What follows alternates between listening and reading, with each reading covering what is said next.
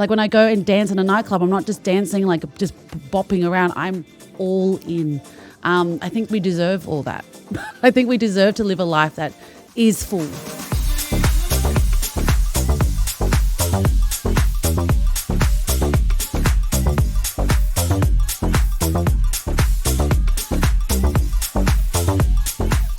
Welcome back to another episode, my podcast, Season 5, Relentless Life on Your Term. A guest I have been chasing for a couple seasons, and I finally got her here, Diane Nguyen. Thanks for being here. Oh, you really did chase, and thank you for finding space for me, finally to be on your podcast. I was quite persistent. You were. I think I met you. A couple of people were. Of course. You got a team. It was myself, Yes. Alex, and a mutual friend, Ahmed, chasing you up. Whenever I see you like or do something on my LinkedIn, I make sure to comment quickly back. You did. Hey, Donna, don't forget me, and here you are. Yeah, and then we sent you my email, but still that was slow. But yeah, here we are. I knew we always would be, just a matter of when. Yes, that's right. So, Donna, you've got a remarkable story. You're in one of the most favourite things in the world to me. You're a stand-up comedian. Yes. Tell me, how does a Vietnamese woman come to Australia, get into stand-up comedy and do so many things? Well, first I was born in Australia, so I was in my mum's ovaries when. So how did I do comedy? I was born to be a performer.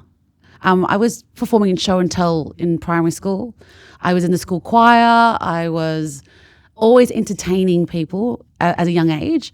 And I went to university and trained as a theatre actor. So In Australia? Yeah, in Australia. Yeah. So I went to Monash University, studied for 3 years. So it's my life. But the stand-up story was that for about 12 years, I've been acting in Australia in very small TV roles like Underbelly, Please Like Me, Jack Irish, ABC, SBS. And the roles were just 20 seconds. And I went to school for 3 years, studying, not for 20-second roles. So I was looking on TV and I thought, who's on TV? Who's hosting TV shows? Because that's what I want to do. I love emceeing and hosting people and meeting people like you do. And I just saw comedians. So in 2016, I pivoted my whole career from being an actor, stood on stage for an hour and told stories. How did you find that? Was it daunting? Fucking terrifying. And you just thought, let's give it a go, huh? Yeah, well, I got 4 stars, 4.5 stars reviews. I sold out. My mother came to see it. Incredible. And since 2016, my whole career has pivoted and I'm making money and I'm doing it well. Of course. Yes. Well, there's a couple of things which we're going to mention a bit later. We'll also see the link. You Melbourne Comedy Festival. Yes. You've performed internationally as well. Yes. Which is pretty exciting. How many Melbourne Comedy Festivals have you done? This is my probably 9th comedy festival, or maybe 10th. I'll have to do the number check. But this year's show is my 5th stand-up show. And like, you know how you said we're chasing? Well, you were chasing me. I was chasing Keanu Reeves in 2020. I followed that. You really love Keanu Reeves. I saw the chasing Keanu Reeves. Oh, he's a lovely He's a human beautiful being. human being from Lebanon. I love his story because he talks, although he's had a challenging past, he's responded with so much kindness. He's a very compassionate human being and giving. Yes. I love the guy too because I hear the stories of him standing up and letting old ladies sit at the tram. Fixing people's cars, hiring a bus so people can get home on flights because flights have been cancelled. He bought everyone a watch that was on set with him. That's He's a it. very giving, nice man. Yes. I know a bit about him because of his nature. Yes. And I'm drawn to that. And he's got great hair as well. Look, I don't look, looks-wise, I don't look at him, but he's good looking, fair enough, but it's more of he's a gentle soul. Yeah. No, I think that's why he's so relatable. And also there's that famous meme of him being sad on a bench and eating. And so people are like, this man has feelings. He's relatable. That's it. He shows his emotions. Yeah. So did you end up finding him? So we're close. In COVID. One day you're going to. Yeah, I know you're we'll going have to. Well, in 2020 there was a raffle, like an auction where the highest bidder could spend a day with him. But it was in America. I couldn't fly there. And I think I was going for like $50,000 to meet Keanu Reeves. But I know I will meet him for free. I won't have to pay for him. I can't wait and I hope you do. So you went to stand-up comedy. You said it was very daunting. How did you take that plunge and how did you find that? I've seen a lot about you. You love dancing. Yes. You're a very joyful person. I do a little weird stuff on LinkedIn, don't I? Yes. You do? Unusual. Well, it was like a lot of people on LinkedIn, people didn't think there were certain markets for what you do. Even back in the day, I heard someone talk about being a vegan was very not common, but now anyone talk about anything on LinkedIn, which is surprising. It's a market. Yeah, well, the reason why I do what I do is because of my mum. Like when your parents come here by boat and risk everything, that's been passed on to me in my genes. Like that's passed generationally to me. That's a gift. You mean the courage to give it a go? Yeah. I give it a go. I'm not scared of taking a risk, like doing stand-up for the first time and standing on stage, or falling in love with someone all in. I'm a very all-in person. I don't go halfway. Passionate. Yeah, and I believe that's how we should live life. Like I dance on LinkedIn. Like when I go and dance in a nightclub, I'm not just dancing, like just bopping around. I'm all in. I think we deserve all that. I think we deserve to live a life that is full. It is contagious too. That sort of emotion, that joy, whether it be dancing or joy being is happy. very addictive when you get it all the time. Yeah, and so I don't know. I call it a drug, or like joy is my caffeine. My TEDx talk I did because I don't drink coffee, but I drink joy. I did watch your TEDx talk. Oh, good. You've done your research. Great. Of course I did. It was in the Docklands, and Yes. you spoke a bit about joyful. Yes. FOOL. Yes. Yeah, I saw it. Be the noun. Yeah, and don't not a verb or waiting for something to happen. Actually, be the first person to do it. And you're that person. Like I went to your charity event, and you were like, you gave so much money away. I was like in shock that day. I was like, this man, you were committed to helping. For me, it's easy because it's outside, obviously, my family, my 4 children, and my partner and stuff like that, which is the most important. And developing, helping clients make money through my business, which is so I'm passionate about. But giving, philanthropy, it's not really work. I love it. It's my passion. So giving, being in a position to be privileged to be able to give your time, your money, in my case, both. Nothing makes me happier. Do you find, I'm interviewing you now, do you find that by giving you receive more? It's always the case. It is, isn't it? If you do it, yes, you said it too with the right intention. Yes. So if you give wholeheartedly, and I did actually on the 14th Valentine's Day, funny enough, I did a speech to my team here. Yes. And I spoke about giving with the right intention comes back with its friends tenfold. If you give with the expectation, you won't. But I try to teach my kids that too. And I grew up with that from my mother, like expectation, like succeed in your career, like to go and be a doctor or accountant. Like there was conditions to the giving. And yeah, exactly what you say. When you give without a rope attached to it so you can pull someone back in. No condition. No conditions at all. But it makes you feel better. Yes. And what you tend to find, you're not expecting it to comes back tenfold. Yes. And in my life, definitely. Yes. I think I'm the luckiest human being to ever walk the planet. And I think amazing. I epitomise that. And my kids see that too. Beautiful. And I say, if you do it because you want to. Do it because you don't care who's watching or who's not watching. Yes. Just do it. Well, your kids and the future of your children's next generation are going to have that. They're witnessing that. Yeah, well, my father showed me that as well. There you go. So being generous. So being joyful, obviously, is something that's really important. And it came from just wanting to be happy and make others feel good. I think in the arts, our work is to bring joy. Like being a comedian. Yeah, being a comedian or any kind of art, or singing karaoke or dancing or reading a book. That feeling fulfills us as humans, doesn't it? Yeah. And I guess for me, why I jumped on LinkedIn and I've got a different edge to LinkedIn is because art is a business. It is unique, though. It is unique. Back when you got on, I know you've got over 70,000 followers now, but being a stand-up comedian that does what you do, there's not that many, because traditionally it was like a corporate Facebook. Yeah. Now it's changed a lot, LinkedIn, it which has. is great. Yeah, but for me, I truly believe, and I want to change the way we think about art. It is a business. Yeah, you run a business. I run a business. But our languages are very different, but still essentially a business. I create Core something. fundamentals. That's it. But people forget about the arts because they think we're poor and because we just stand up on stage and just do whatever, like improv. Like to write and to create a Melbourne Comedy Festival show takes 6 months. You know what? You don't know that. I always say, no, actually I do, but I always say comedians are some of the wittiest people to come up with things. Some people that are doing improv, or whatever the case is, that's challenging. And to have a mic in your face and to be able to do that, I find it A, fascinating, but B, you're making people laugh. Could you have any better gift? No, that's probably the best gift But of they all. are very Really, smart. All comedians are very, very smart because they come up with material. yes. And obviously you're telling a story. Sensing and to you want to deliver be a it, comedian too. always have. Yeah, I've you always feel loved it. it. There's a few things that I would love outside what I do. Yes. Comedian was can one do of a them, and talk session. shows. I'm absolutely obsessed in it. It's one of my bucket lists to Yeah. do one day a show because I love it that much. Oh, there you go. But yeah, I watch a lot of them. I'm obsessed Oh. in it because it is an art. And what are you doing? You're actually making people laugh. Yeah. How Or good's that? You make them forget a moment of their day. And also, I know the greatest joy about being in a comedy room is when they come to see your show. You know you've got it and you're the best human being when you can make them laugh all together. Like people from all parts of their day have come sit in your room.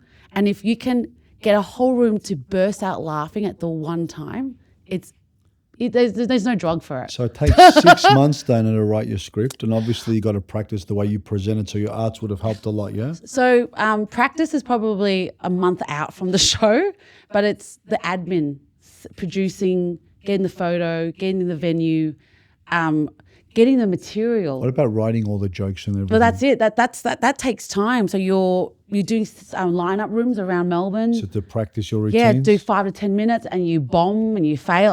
I'm not a fan of it, but you have to do it, and because the audience are generous enough to sit in the audience to hear your new material. To work on your material. That's it. They become the team, and so they feedback you, and then you go and do your hour show, and then that hour show is perfect. How long does an hour feel on stage? Oh, like 20 minutes. Because it goes quick? So quick. Because you're feeding off the Oh yeah, the yeah. people? It's just so much adrenaline. Yeah, sometimes there was one time I did a show where I looked at my watch and I said, "Holy shit, the show ends in 5 minutes, and I still got 20 minutes to go." What did you do? I had to wrap it up real quick. Did you go Yeah, through I had to pivot fast. I was like, because you had to cut pieces? yeah, because there's people behind. So there's other comedians who are ready to go and do their show, and the audiences. So you have, and also venues don't like it when you go over at all. So you have to move Or fast. under. Well, they wouldn't imagine it like if you go under either, do they? Sorry? They wouldn't like you if you go under either. You want to finish on time. Oh, under's good. Is it? Yeah, not under like if you say it's a 50-minute show, you're 35. That's under. But if you're under 3 minutes. Oh, so thereabouts. Yeah, but as a smart comedian, if you're under 5 minutes, then you do the crowd work. You go a bit more. Yeah, you do the crowd work. You talk to someone, say how you're going. And so all the shows that you watch are all scripted. No one really does an improvised stand-up show. But our job is to make you think that it's improvised. But you know, Ross Noble, if you love improvisation, he just comes on stage, has no script, and feeds off the audience. If you like that stuff, definitely see I Ross just Noble. find it really intriguing. Can I ask you a few questions? Who's your favourite comedians? My three favourite. Yeah. Ali Wong, because she's American Asian. She's on Netflix. She's the one who's always pregnant. Always pregnant. Like, she's a classic. Yeah, dirty, very dirty Asian woman. So funny. Yes. And Emmy Award winning now. Like her She's career. a classic. Yeah.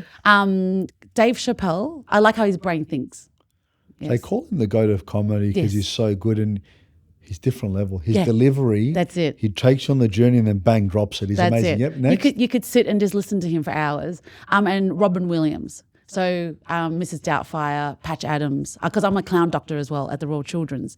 And so, That's incredible. yeah, to wear a red nose and to bring joy to children. So, yeah, I totally understand about giving gifts to, I feel very honoured that I get to work with children in the hospital and with their That was a families. beautiful. My son was there for 2.5 weeks. Oh, really? Got bacterial meningitis and his one almost died. Oh, my and they were goodness. incredible there. Okay. Beautiful. I love it there. When I Yeah. hear that, they were really nice to me. He was there 2.5 weeks. Wow. So what a Okay. great job. So working with kids. I feel very lucky. And it's there's only 13 clown doctors in Melbourne. And so it's a very specialised job that we do. So we do burns where we go into the room where they change the bandages. And my job is to make eye contact with the child, look at me, and I make fart sounds. Yeah. Yeah, just like look at me. Don't look at the doctor. Let the doctor do their work. And they're still crying. They're hard out, but they're looking at you. So you're trying to take their mind off it a little bit. Yeah. Our job is to distract them because we're wearing this red nose. We've got all our doctor props, squeaky toys. That's pretty cool. Yeah, it is. I feel very lucky that I found a really not just one career but multiple careers in my work. They're all based on comedy. So with Clown Doctor, it's not just comedy; it's also heart, because you're being invited into a room that might have cancer, might have a diagnosis of cancer. You might have a family that's been there for 2 years waiting for a transplant. And so you can't come in there and be funny. You got to be in that room and listen. And if you can hear comedy, you can. But sometimes I've played music on my ukulele and a parent has just cried because they haven't cried. Because they've just... To let it all out. Yeah. And so that's my job. My job is to let them feel. You have to have a very high emotional intelligence to understand what's needed in each case. Our artistic director of our company makes sure he hires people who does have very high. Yeah, and you can't just be funny. You talk about reading the room. In that case, you can't miss. You need to really read the room. Oh yeah. You can't. There's no script. Every room is a different room. Yeah. And I feel very lucky I get to do what I love. To have a diverse skill set to be able to do that. Tell me some of the lessons, a funny story, and some of the things you've learned from stand-up. Oh, that's sometimes crowds, they need to be wooed. And our job is to woo them and catch them. There's a rule they say with stand-up, you need to get the audience to laugh in the first 20 seconds. If you don't, you failed. And it's very hard to get them back in. And how do you usually do that? That's why the script is very important. That's why the first punchline is very, very important. Yeah. The intro, as soon as they see you bang, the first thing comes out of your mouth. The first 20 seconds, you got to have a joke. Catch them or you lose them. You got to catch them together. You got to catch them or you'll lose them. And there's I've had some shitstorm performances. Like, I'll be honest. Any comedian anyone would have. It's part of the gig, surely. It is part of the gig. And I'm very lucky that over the last 5 years, that I've got a very good community who know who I am, who are actually following me like Taylor Swift. Like, each of my shows is like an album of me. And so I'm up to my 5th album now. I would have never performed to 96,000 people at MCG. Did you go? I did go. It was a good time. It was a very good time. Yeah, I went with my 10-year-old daughter. Oh, was she crying? Let me tell you that. I was crying. And my PA told me, she goes, it's tour de Eras Tour. I go, what does that mean? She goes, she's going to do like 40 songs. I go, no, she's not. Are you serious? Yeah. I was there for from 6:20, the first act was, finished at 11 something. Like I was going to die, right? And we went to the bathroom, it was full. I go, wait till a couple of songs will come. Then it was empty. As I was walking up the stairs to go, and the crowd was, and 80% of them was girls from 10 to 20, I'd say. Yeah. 80% of the crowd was in my daughter's genre or age group. And as I'm walking up the stairs, the girls were laughing and doing this. So I've come down, I went left, missed one hand, right, missed the other, left, copped one in the face, a good one. And she goes, I'm sorry. I go, look, it's fine. I go, I'm trying to get through Navigator's a classic. That was your fault. It was, but she had a ball and it was an incredible, energy was insane. Yeah, that is a performer. She's is an artist who knows how to, like I was telling friends, it was a theatrical performance because even the cameras have rehearsed how they film her. So every time she walked away and she turned around, the camera would be on her face and she'd have a smile, lights go off. The stage was really good. Oh, everyone, lighting, camera people, they were all trained. Done that many times because if you think about it, I counted the back of someone's tops had like 35 or 40 places with her tour. Yeah. She would have done multiple events in them. Yeah. And she's the first artist in history to become a billionaire from her music. But this tour is just... Oh, yeah. And she's also the most successful tour. She did 96,000, 3 shows back to back to back. Yeah. The last one, the slowest one I heard, sold in an hour. Yeah. It's 96,000. The last one that did that 20 years ago was Michael Jackson. 96,000. And she could do 3 back. That's insane. It's insane. And she didn't lose her voice. Now that's a professional. Like usually, she knows how to sing. She knows how to sing. She knows how to train. I think she loves her work. That much. That she will, she will not let down her fans. She studies it. She must be a science. But if it's passion, but anything that you're that passionate about, you're gonna become obsessed in. And you're going to learn all the nuances. That's it. Get better. Live, it's good breathe. to see. Yeah. But I was at the end of it. My daughter was so happy and I thought to myself, I did a good thing. I had a couple of people, you were trying to win the Daddy of the Year award. I said, why else am I here watching this for 4 hours? But everyone was going ballistic. She was so happy. And I love that you went with the daughter because I loved watching mums with their daughter sing songs together. It was so beautiful. I had to. She wanted to go. Yes. And I go, oh, it's a daddy and Gigi date. I'll take you, buy you a nice outfit. Yes. I'll take you dinner, lunch, whatever time it is beforehand. We'll Yeah. spend a day together. Beautiful. Towards That's a the end, gift. she was, oh, look, I'll never She'll do forget anything it. for you now. You've got her. Well, I hope so. After that, Yes, she you owes me have. big time. Yes. I wish my mum took me to Taylor Swift. But to be honest, there was just seeing her, the joy she got. Yeah. It was amazing. Yeah. You can't buy that. You Well, you did buy a ticket, I was but going to say, how'd you get tickets? And I go, we got a couple you of did. tickets. Yeah. And I go, you going to go? Would you go back? I said, no, thank you. It's a once We're in good. a lifetime. Yeah, once in a But lifetime. on the offside, when the 96,000, when they were all going nuts and Yes. and all the lights, I thought I savored the moment and go, this is incredible to be in this atmosphere now. Yeah. It's insane. It's like a sporting spectacle, whatever it is. Yeah. She bought so much business. I went to Chapel Street that day and I walked into a store. It's about 30, 40 young girls going around. The girl goes, sorry for the wait. I go, that's okay. She goes, this is busier than Christmas. We've never seen it like this. It brings in more money into the economy than like the Olympics. She does it. And it's the arts. That's the arts. Hospitality cannot live without the arts, and the arts needs our patrons fed before they come see our show. So that's the full business model. Kind of the full circle. Yeah, isn't it it is. You got the hotels, you got the restaurants, but you need. Everyone need the spectacle. You need the art. It's good to look at it holistically. I've never looked at it like I'm that. I'm glad I've changed. I like going to fights. So when you go to Vegas and there's certain fights, Yes. particularly last time it was when Mayweather was fighting Conor, hotels 3x. Oof. Can't get a hotel, can't get a flight. Everything's booked. Yeah. Everything's expensive. And they said when Conor fights, it's like a Super Bowl. When Mayweather fights here, it's like a Super Bowl. That's the level of money they bring into a place. Crazy. Yeah. I'm waiting for that money to come in my stand-up. I would really be happy if it does. So Melbourne Comedy Festival, the dates are? March 28th to April 21st. It's called Sunny Side Up. So what do you do when shit hits the fan? That's a great question. You flip it, like the sunny side. So like eggs. So I froze my eggs last year. And so the show's just documents what's happened in the last 8 months of my life. I saw you listed that as the achievement. As Yeah. number one But just felt like, I'm not sure if it's part of the podcast. And I thought it was actually, I knew you were a comedian. Funny. One of your three biggest achievements. Yes. Point number one, freezing my eggs. Yeah, And I thought that's a classic. Well, it's good because women are in their careers right now. Like we are now, the more CEO, there should be more women who are CEOs, but women are now in their careers. So what do we do when we are, in our mid-30s and there is no bachelor around?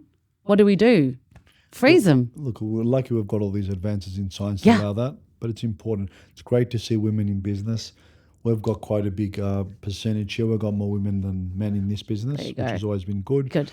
By design, but good. Men and women have very different skill sets. Yes. So if you combine them both, you get the best of both. You do get both. People always try to compete and compare. I said, why compare? Yeah. You guys are better at some things. We're better at something. Why don't you fuse them and create something special? Yeah. People see things different though. I agree. More yin and yang. And I've got 3 girls, so I obviously want There you that. go. Oh yeah, you want them to. We need that. None of them yet want to come and work with Dad. But as you said before, with the expectation, with my kids, I don't have any of that. I say the business is here if you want it. Yes. As long as you want to do it with passion, do it. If not, prefer you do anything at all that you enjoy doing. I'm a happy man. What did you want to do when you were a kid? When you were I knew when I was 8 years old that I Yes. wanted to be a businessman. Great. I wanted to go to work with a briefcase Yes. and run my own business. Bam. I said by the age of 28, I want to run my own business. I started this company 19 years ago. Yeah. 21st of March closes 19 years. I started when I was 25 There you go. from my parents' house Wow. with a debt of 348 grand. I had to move back in because a few things I did went well. I said, now what am I going to do? I'm moving back in. I just split up with my partner at the time. Yes. I almost lost my son, which was the hardest part of the story. I got 348 grand with it. What should I do? Yeah. I go, I'll start a business. So here it is 19 years later. Well, I'm 19 years in my business. And when I was 11 years old, I stood up in show and tell and said, when I grow up, I want to be a comedian. I love it. Look So at it it. was your calling. I think it's a great way to connect with people. It's the best way to connect It with is. people, I think. Yeah. A bit of ego. There is a bit of ego to be funny. But isn't there with everything though? Oh, yeah. Oh, guess so. You know what? I think, Diana, it's how people display ego. Yes. I think a very, very big ego is healthy Yes. if it's humble Yes. and it's pointed inwards. Yes. So I have a massive ego, Yes. but I reflect in the mirror and I use that to drive myself and my results. Boom. So I prefer and I'd like to think that people think I'm humble outwards, because that's by design. Yeah. But internally, there's nothing I feel I won't or can't do. But I think it's a healthy man. I remember Mark Boris spoke about it too. Yeah. Said ego's good, but if you have the situational awareness or emotional intelligence to use it as a tool, I need it, bring it down, I don't put it back, that's good. There you go. But we're both givers from what I've seen of your work and work that I do. We give. So it complements the ego. So it's a win-win. It's a win-win for everyone. It's always the case. It's always the case. Yeah.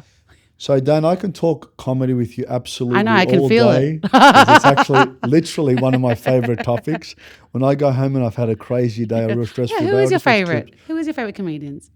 I don't even know how to answer that question because I love so many of them. Yes. I love Chappelle. Yeah. I love Jarvis. Yes. Ricky Jarvis. Oh, yeah, he's great. I remember once many years ago, someone goes, "You got to watch Billy Connolly, Chris." Oh, oldie. And I go, "Okay, Scottish guy from Edinburgh." And I go, for half an hour, I did not understand one word because his accent's so thick. And then I start laughing a lot. Great. So I like him, but I like Jimmy O Yang. I watch with my daughter. Oh, yes. She's obsessed with him. Wow, She loves it. She wants to watch him when he's older. Yeah.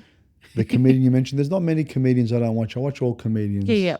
Oh, thank God for streaming apps now because they've got all these specials now. 5-10 minutes if I had a tough day, I'll put a little clip on, watch it, and I come back in. But there's so many good ones, and streaming has made that easy. They have made it easy. Who's your favourite Australian comedian, can I ask? Oh, that's a tough one. I'm going to say myself. Outside yourself? I'll do a, what's that name? Snoop Dogg. I thank myself. I like myself. Finally, I'd like to thank me for all the hard work. That's it. Yeah, well, we do. It is because that's what's so great about comedy. It doesn't have a particular flavor. There's not one. It's got so many facets and movement and flavors that you can like. You can choose not to like someone or like someone. You host events too, don't you? Oh, yeah. I host events, yeah. And that's where I'm very different from most MCs is because I know how to tickle. Yeah, I can go across the line. Yeah, I don't mind if you get offended because that's my job. To offend you? Oh, not to offend, make but you laugh. Yeah. Did you get that on camera, everyone? Did you get that on camera? That's the job. All right. So we need to definitely do a part 2 or part 3, maybe with you doing your performance. See. But are you ready for your quick fire questions, Yes, Anna? I'm ready. Okay, let me warm up. What's your favourite way to stay active? Dancing. That's an easy one for you. Morning person or night person? I've become a morning person recently, 5:45. Love mornings. It's my favourite time of the day. Yeah. What's the most memorable trip you've ever taken? The Camino de Santiago, walking 800 kilometres. Yame told me about that. Well done. Oh, I walked it last year as well. So I'm an addict for walking through Spain. Well done. Yes. He told me. I should just remember that now. Board game or card game? Card game, poker. I love poker. I'm waiting for someone to invite. I could kill it in poker.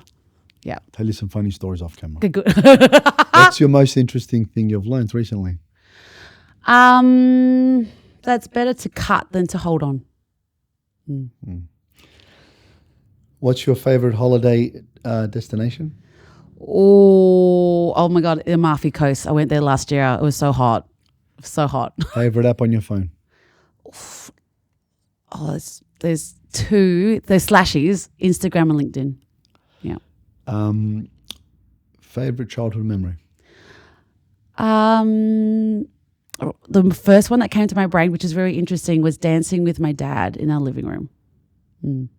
Awesome. So you love dancing. You've got such a close connection with it. Yeah. If you could have dinner with any fictional character, who would it be? Fictional character.